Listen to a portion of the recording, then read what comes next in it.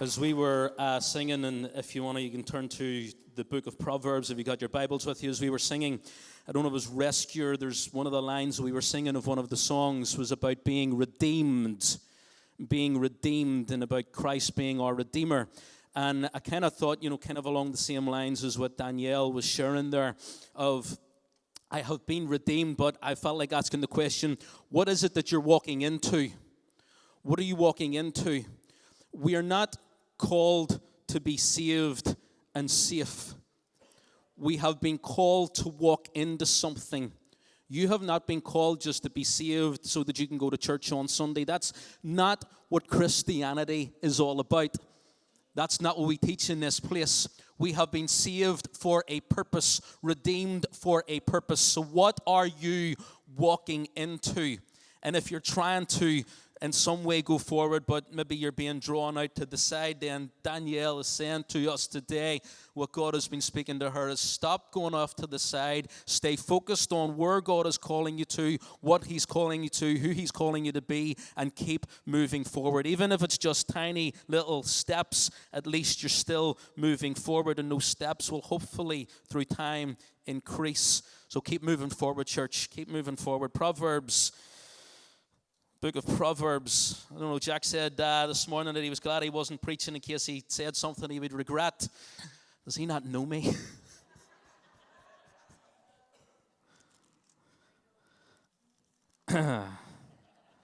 My goodness, it's going to be difficult this morning. Proverbs chapter 4 and verse 7. Proverbs chapter 4 and verse 7. Says, get wisdom. So I'm going to pick it up from verse 5. Get wisdom and get understanding. And do not forget my words or turn away from them. And do not forsake wisdom, and she will protect you. Love her, and she will watch over you. And then in verse 7 he says this. He says, the beginning of wisdom is this. Get wisdom, get understanding.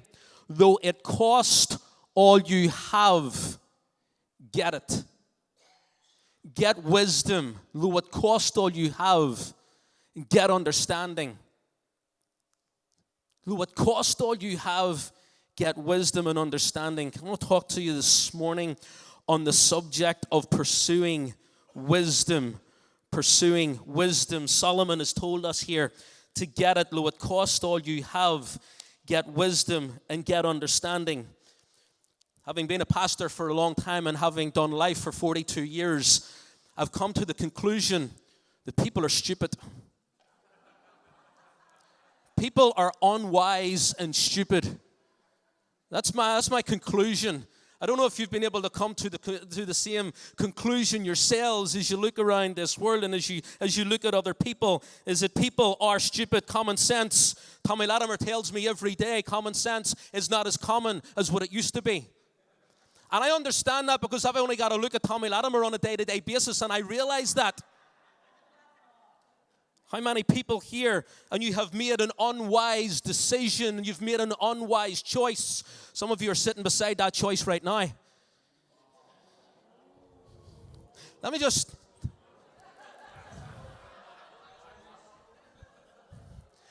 show you just how stupid people are. I don't know if you're able to see this or not, but it's an image, it's a photograph of a guy with a chainsaw between his legs, with the chainsaw part between his legs, and he's trying to pull the cord to get the chainsaw to start. Man would fit in well in New Life City Church. Next one.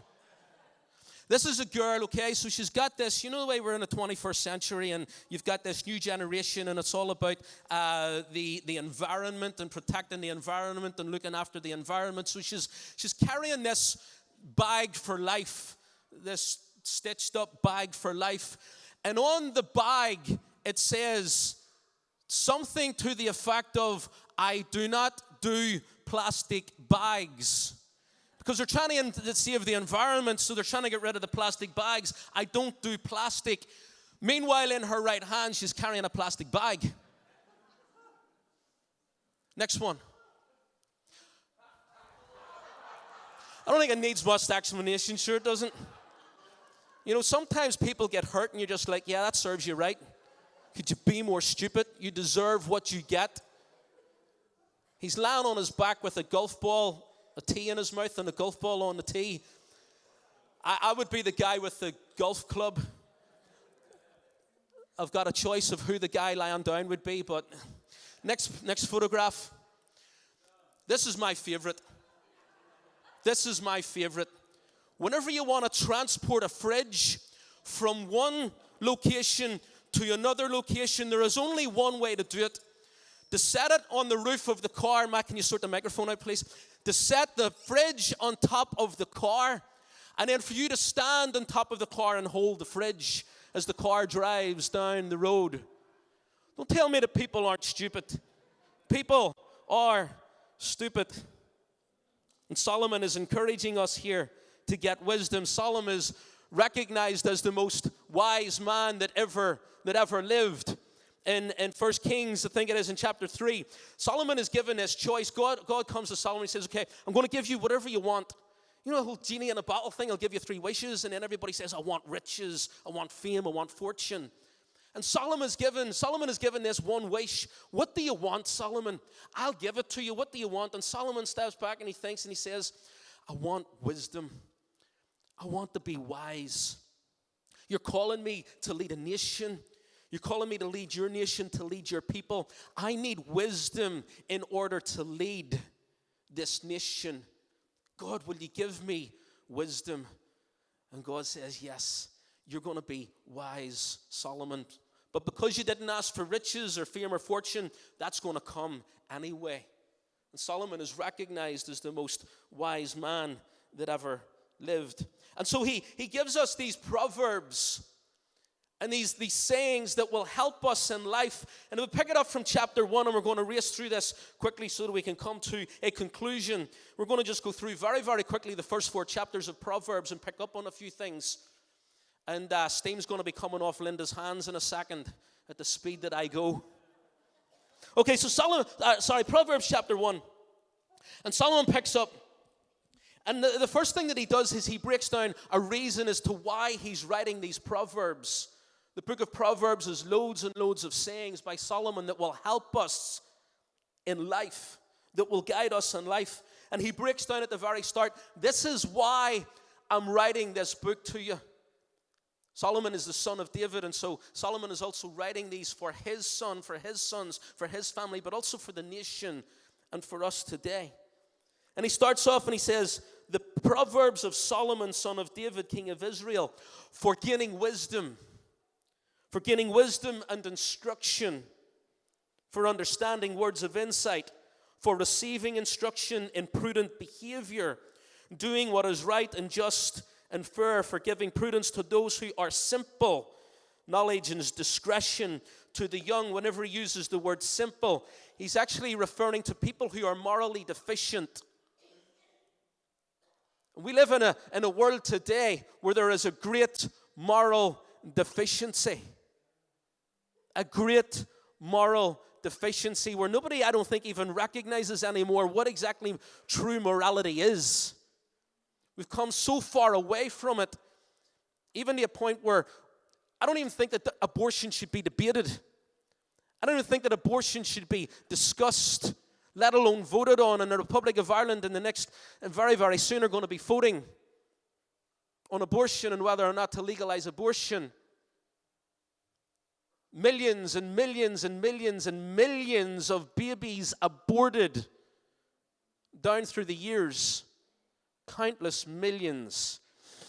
We don't have time to go into the morality. I think that we can all see it today. And so Solomon is saying, listen, these are for people who have gone astray, who have been now without morality. You've got to get back. And so these instructions will help you and guide you in life. And then in verse 5 he says, let the wise listen and add to their learning, and let the discerning get guidance. What he is saying is, regardless of what you know, you can still add to your learning. You see, there's a massive difference between knowledge and understanding. There's a massive difference between knowledge and wisdom. Knowledge is knowing that a tomato is a fruit. But wisdom is the understanding that you do not put a tomato into your fruit salad.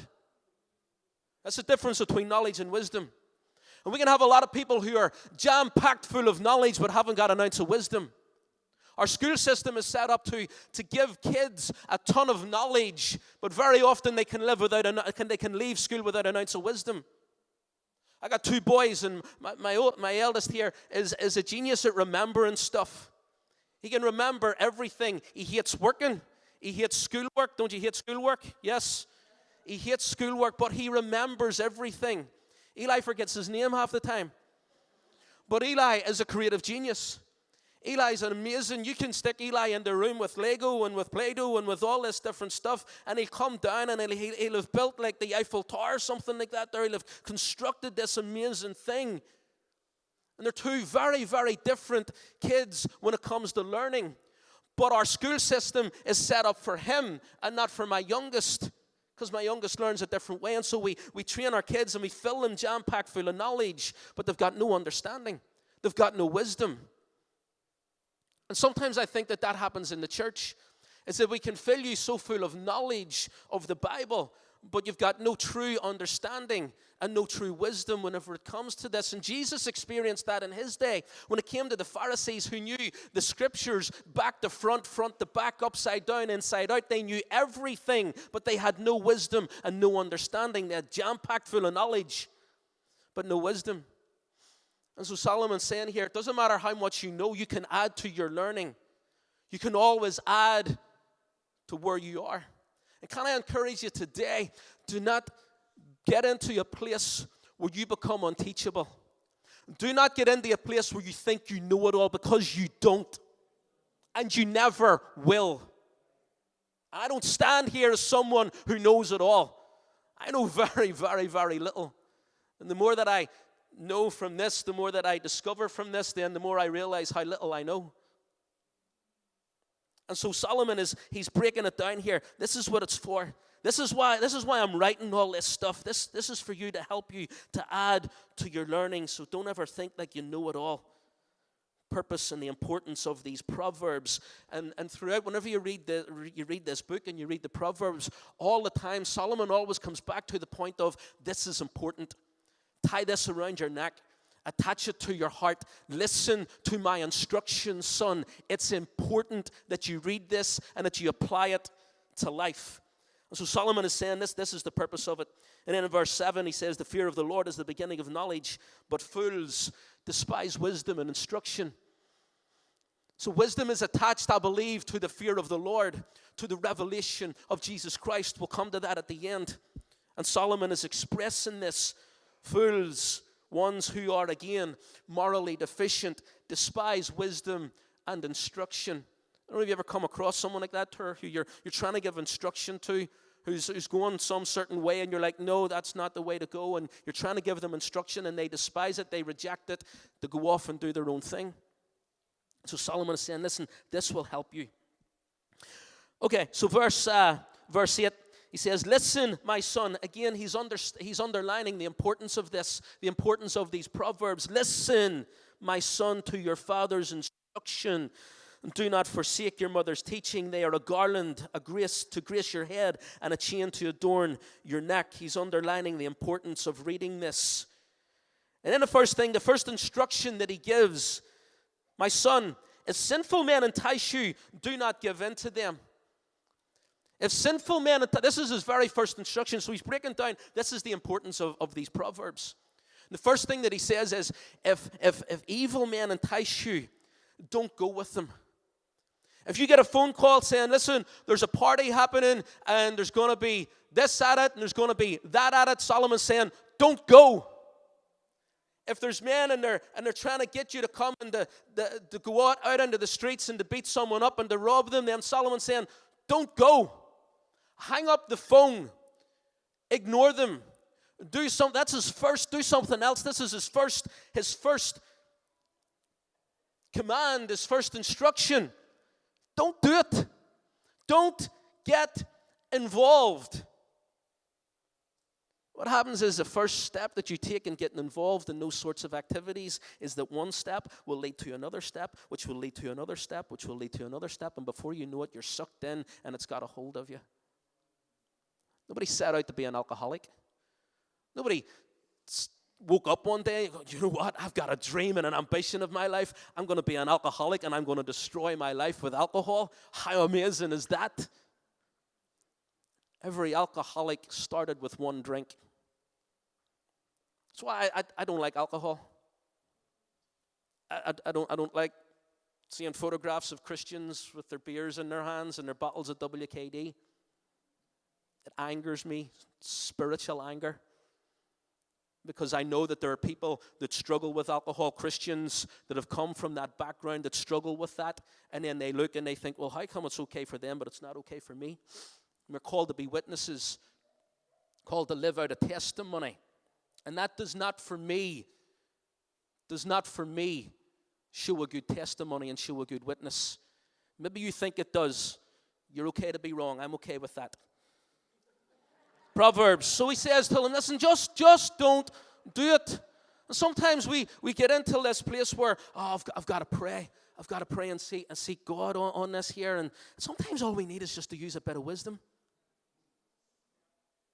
That's all we need to do is we don't need to seek God about anything. We just need to be wise in making decisions. He goes on. Out in the open, wisdom calls aloud. She raises her voice in the public square. Wisdom is a woman, just so you know. I don't know what that means, men, but looks like wisdom is a woman. And she calls out, she cries aloud at the city gate, and she makes her speech. How long will you who are simple love your simple ways? So Solomon is trying to get his point across, his instructions across, but it seems like there are people who just won't listen, and they continue to pursue their moral deficiency. Towards the end of chapter 1, about people who do not listen, he says, then they will call to me. This is the Lord speaking. Then they will call to me, but I will not answer. They will look for me, but will not find me. Since they hated knowledge, but did not choose the fear of the Lord, since they would not accept my advice and spurned my rebuke, they will eat the fruit of their ways and be filled with the fruit of their schemes. For the waywardness of the simple will kill them, and the complacency of fools will destroy them. But whoever listens to me will live in safety and be at ease and will fear no harm. And so he is saying, listen, there's going to be consequences to your choices. Whatever it is that you choose to do, whether it's a wise choice or an unwise choice, there are consequences to your decisions. Those consequences do not affect you alone, because we're all connected. You've got family that will be affected by your decisions and by your choices. You've got children that will be affected by your decisions and by your choices. You've got friends. It doesn't just affect you, it affects many people around you. And so Solomon is saying there are consequences to your choices. That's why you've got to make wise choices. Chapter 2. I'm going to fire through this quickly. We're just going to pick up just a few things. In verse 6, he says, in fact, in verse 4 it says, if you look for it as silver and search for it as hidden treasure, wisdom, we've got to search for it. Pursue wisdom. Get your hands on wisdom. In verse 6, he says, for the Lord gives wisdom, from his mouth come knowledge and understanding. The Lord gives wisdom. James tells it this way in the book of James, James's epistle in the New Testament. He says, if any of you lack wisdom, then ask for it, and God will give it to you. Ask God for wisdom, and that's what Solomon is saying here. Ask for it, pursue it, seek it out like silver and like a hidden treasure. For wisdom, verse 10, will enter your heart, and knowledge will be pleasant to your soul.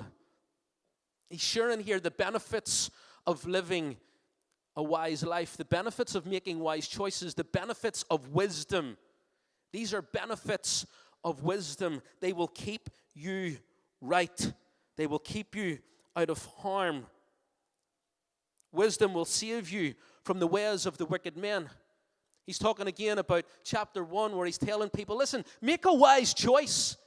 Somebody's calling you to go and do something that you know is not right, then don't do it. Wisdom will keep you from wicked men. He goes on down, and in verse 16 he says, wisdom will also save you from the adulterous woman. So he's talking about benefits here that are both, in living in your everyday life and the decisions that you make and not doing anything wrong. But then he's also comparing it to morality. And wisdom will keep you from living a morally deficient lifestyle, will keep you from the adulterous woman. We got to pursue wisdom, church. Chapter 3, he goes on. And at the start of chapter 3, he says, my son, do not forget my teaching. Again, he is underlining here the importance of these proverbs, the importance of what we're reading here. He's underlining it, and he says, don't forget my teaching, but keep my commands in your heart, for they will prolong your life for many years and will bring you peace and prosperity. Many times do we wander through life seeking, looking for a light, looking for a path, looking for a way to go. And Solomon is telling us here, if you take these and you apply these proverbs to your life, then this will help prolong your life for many years and will bring you peace and prosperity. And then he gives a few different proverbs. He goes on down, he says, trust in the Lord with all your heart, lean not on your own understanding, and all your ways acknowledge him, and he will direct your paths, will make your paths straight. We don't have time to get into that. Maybe one day we will. Do not be wise in your own eyes. Fear the Lord and shun evil. This will bring health to your body and nourishment to your bones. Fear the Lord and shun evil. This will bring health to your body. Honor the Lord with your wealth, with the first fruits of your crops. Then your barns will be filled to overflowing, and your vats will brim over with new wine. He's talking about giving, about sowing. For us today, I would say that is about sowing into the church, about giving into the church, giving to God through our offerings. Blessed are those who find wisdom, those who gain understanding, for she is more profitable than silver and yields a better return than gold. She is more precious than rubies. Nothing you desire can compare with her. Again, he's underlining the fact, that wisdom is a woman. But he's also again sharing with us the benefits of living in wisdom, of making wise choices. He's also underlining here just how valuable wisdom is. Wisdom is more valuable than all the money in the world. More valuable than rubies, more valuable than diamonds. Wisdom. Get wisdom. He goes on in verse 21 of chapter 3, my son, do not let wisdom and understanding out of your sight. Preserve sound judgment and discretion. Preserve sound judgment and discretion. In other words, don't be putting it over Facebook. Catch yourself on and grow up. Facebook is not the place because you have a little fallout. Grow up. My goodness, I desire for a church filled with mature, wise Christians. Amen. Isn't that what we're going for, church? We're on the same level here. Yeah. I know I'm speaking to the converted here today. Father, forgive me for I've sinned. Oh. My son, do not let wisdom and understanding out of your sight. He's underlining again the importance of wisdom. Don't let it out of your sight. Many of us, whenever we've had children at a young age, and we're like, you do not want to let that child out of your sight. Why? Because you know that child is valuable to you. And if you let the child out of your sight, then the wife is going to have something to say to you. Yeah. Don't let wisdom out of your sight. Chapter 4, as we finish, get wisdom and understanding. Chapter 4, verse 5. Get wisdom and get understanding. Do not forget my words or turn away from them. Do not forsake wisdom, for she will protect you. Love her, and she will watch over you. The beginning of wisdom is this: get wisdom, though it cost all you have. Get understanding. We got to pursue wisdom, church. We got to pursue wisdom. We've got to get our hands on wisdom, take a hold of wisdom and apply it to our lives. In Matthew chapter 7, Jesus has been sharing with a load of people. It's what's known as the Sermon on the Mount, and it's picked up in Matthew chapter 5, and it goes right through to Matthew chapter 7. And Jesus is sharing his insights. He's sharing his teaching. He's sharing his knowledge. He's sharing his wisdom. He's sharing his understanding. He's sharing a way for people to live their lives. Then it comes to the end of his sermon, and he wraps it up this way.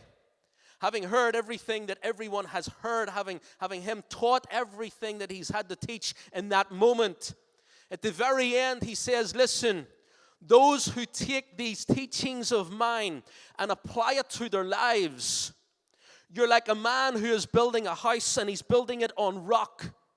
And what happens is, whenever the storms come and the waves begin to crash in, the house will stand. The house will stand firm, and the house will stand strong.